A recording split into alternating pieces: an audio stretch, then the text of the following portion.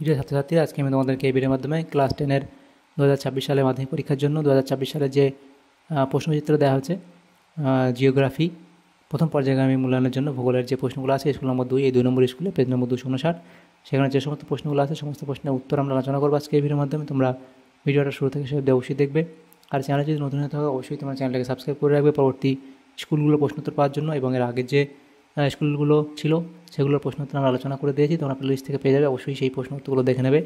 তো দেখো, আমরা 2 নম্বর স্কুলে আলোচনা করব। বিভাগ কয়ের মধ্যে যে প্রশ্নগুলো আছে 8টা এমসিকিউ প্রশ্ন দেওয়া আছে। একের দাগে বলা আছে বিকল্পগুলি থেকে সঠিক উত্তরটি নির্বাচন করে লেখো। একের দাগে একের প্রশ্ন, আরোহণ প্রক্রিয়ায় সৃষ্ট ভূমিরূপটি হলো, এটা হবে কেম, অপশান খ। এরপরে আছে অপসারণ শব্দটি ক্ষয়কাজে যে মাধ্যমের সঙ্গে যুক্ত তা হলো কি, বায়ু, অপশান ঘ। তারপরে আছে সমভূমি অঞ্চলে নদী উপত্যকায় সৃষ্টি হয় স্বাভাবিক বাঁধ, অপশান গ। এরপরে আছে পলল ব্যাজনী সৃষ্টি হয় নদীর উচ্চ ও মধ্য গতির সংযোগস্থলে। দক্ষিণ ভারতের সর্বোচ্চ পর্বতশৃঙ্গ, এটা হবে আনাইমুদি, অপশান গ। ভারতের অধিকাংশ জায়গায় যে গাছের বনভূমি দেখা যায় তা হলো কি, পর্ণমোচী, অপশান ক।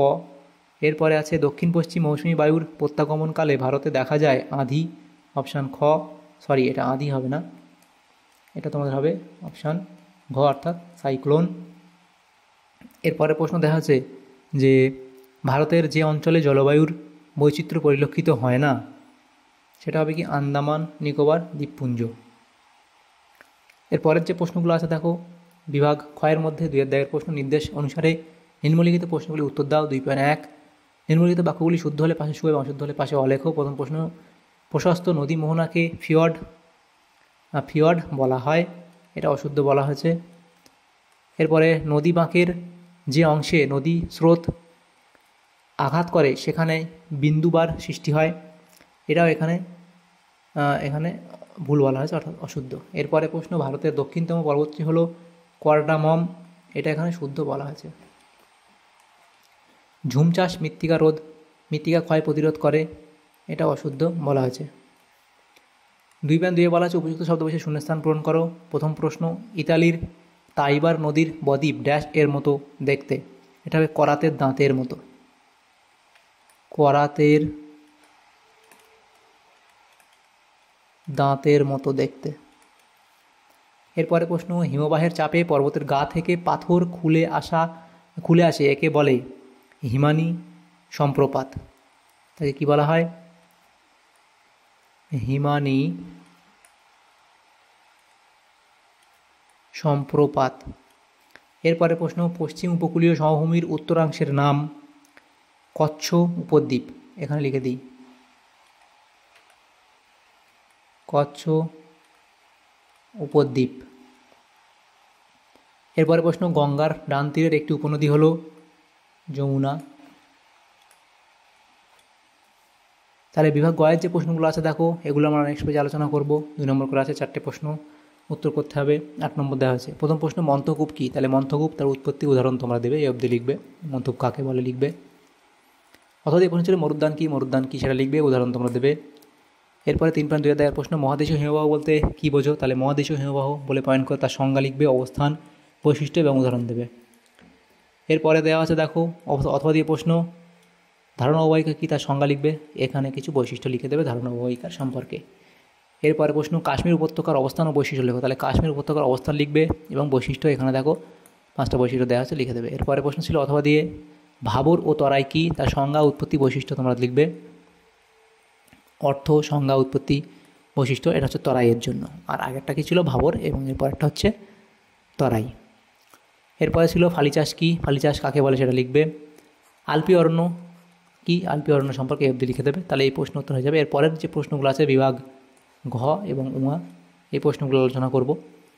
তো পেডিমেন্ট ও বাদাদার মধ্যে পার্থক্য, এদিকে পেডিমেন্ট ও বাদাদা, তার সংজ্ঞা, কাজের প্রকৃতি, উপাদান, অবস্থান, ঢাল, এই পার্থক্যগুলো লিখবে।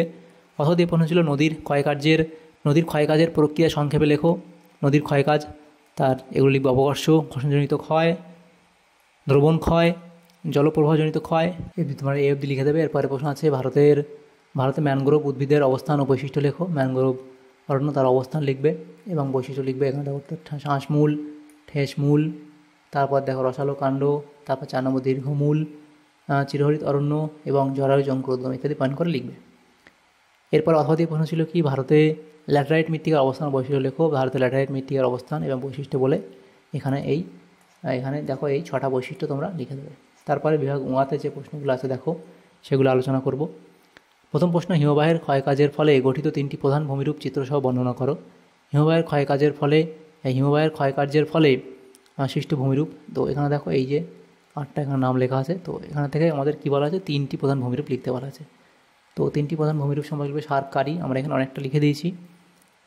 এটা দেখো 2টো, এটা হবে। তারপর ইউ আকৃতি 4টে এবং ঝুলন্ত উপত্যকা 5টা দেওয়া আছে। তো ছবিগুলো বই থেকে তোমরা এখানে নেবে।